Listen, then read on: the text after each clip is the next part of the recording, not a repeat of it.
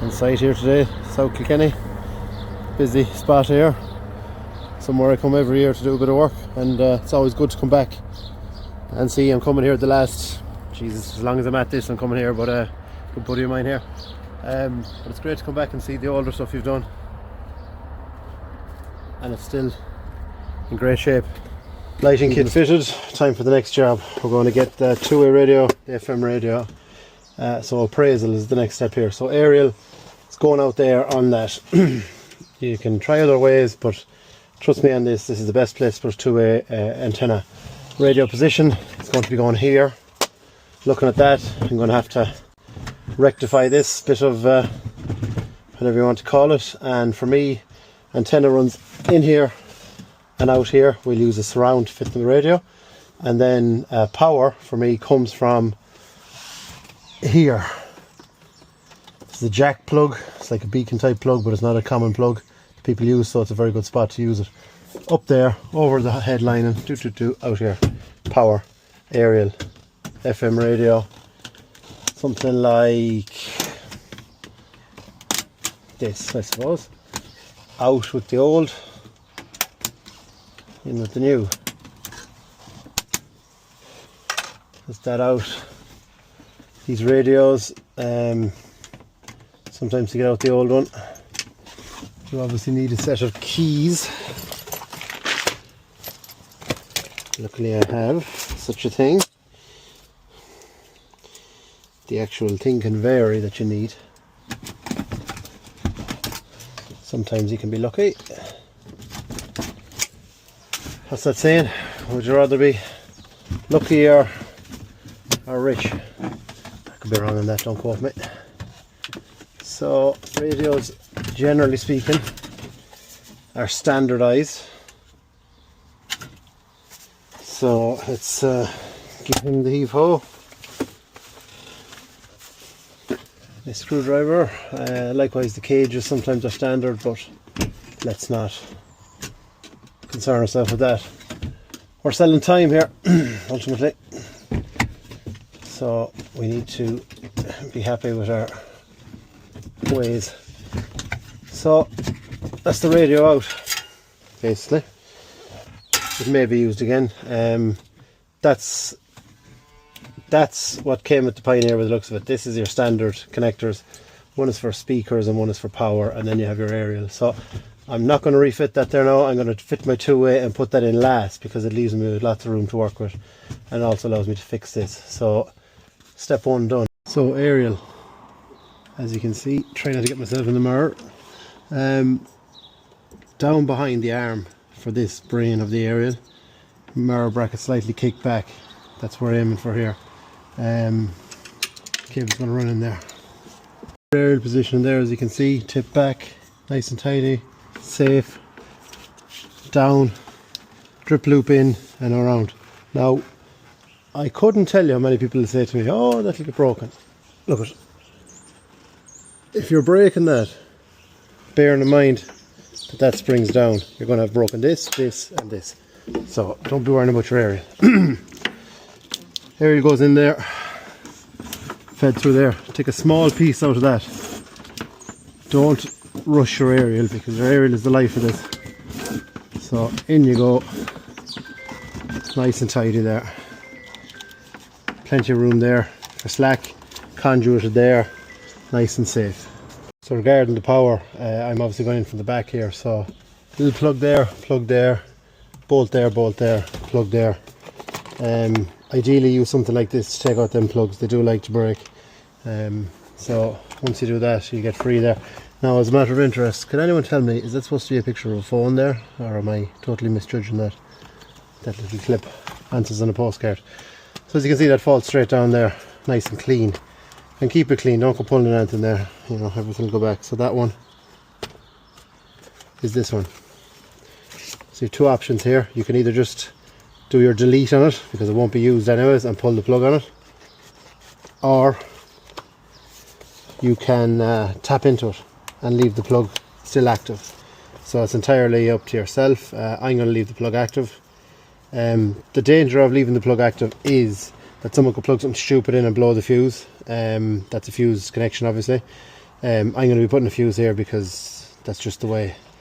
You could say the fuse is there, blah blah, but no, we just fuse what we do, and I don't have any questions after that. So I'm going to tap that there, plug that back in, and run my wire back to here. So our wires ran. That's our power coming back. That's our aerial coming in. That's a screw-on piece there. I didn't mention it earlier, so it's great. You can feed that through and then screw on the end, and you have much easier to feed through. Radio wires are left there.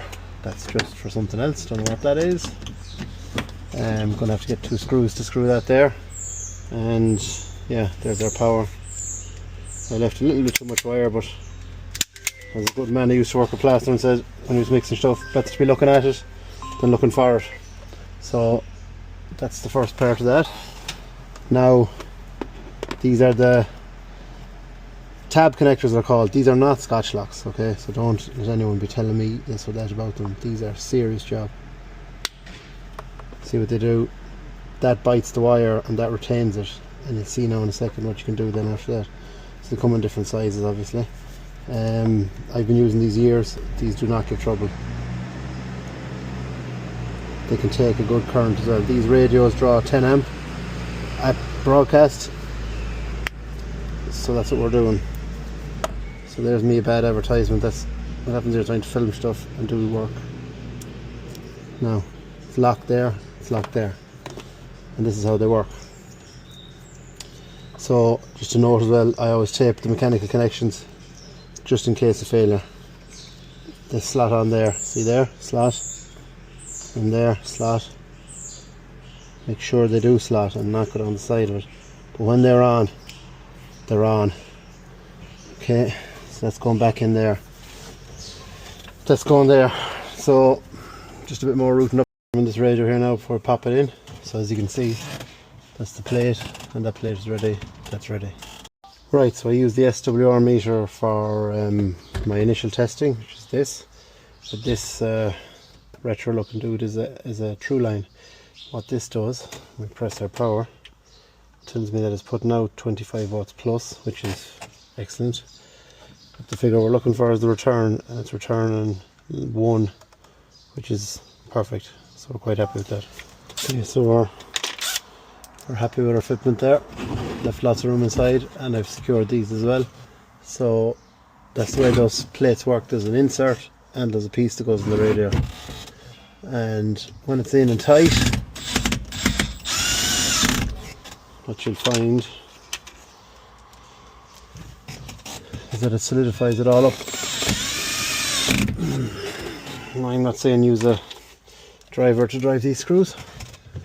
I have limited time and patience, and screwdriver would be best, I'm sure.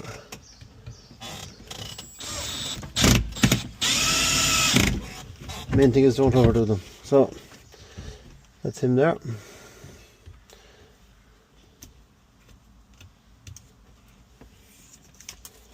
Okay, so next thing,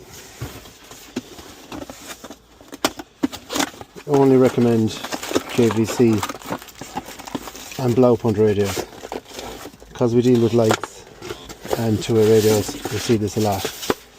You can have issues.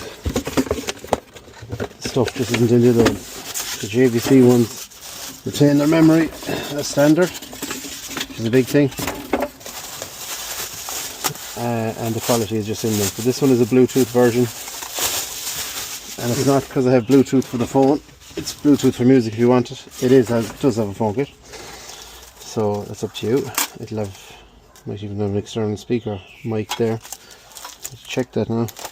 The way it works, put your cage in there,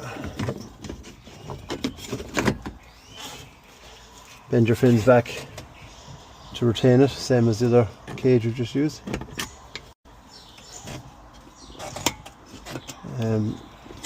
You want to be sure you're happy with it before you do bend them back. You can get it out. Better if you're sure. That's fine. Okay, the radio himself, as you can see, he's coming down to one plug here. So it comes with the adapter. As I said, that should be standard to allow you back to this. Foolproof enough stuff, as in the plug is plugs, they can't go any other way. Sometimes with radios you can get caught there is a different antenna. Luckily this time we haven't. And there is a mic, yes, so they can be fine. We obviously sell a lot of Shops headsets, Plantronics headsets, and we do recommend that because obviously you're in and out of the vehicle at the end of the day, so you know you're going to require a phone kit that follows you. So mic goes in there, that's fine. With something like this you want to try and keep it relatively close, something like that. I'm going to put a screw in that now in a second, but that just allows me to fit them up, and already it's playing ball with me.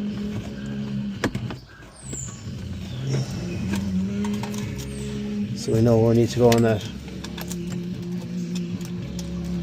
Now next thing is, can't be listening to that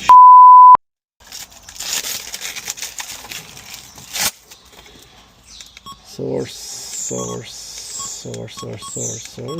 FM scan.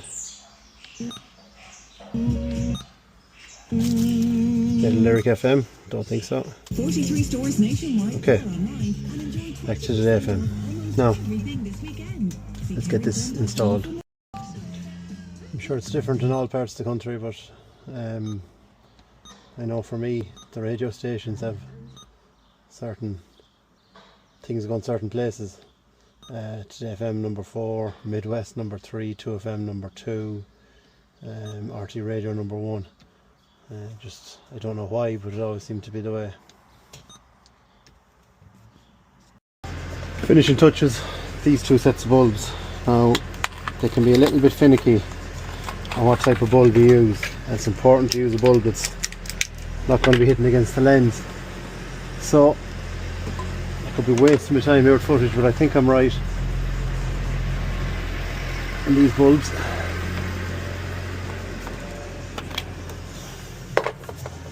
better to test all before we.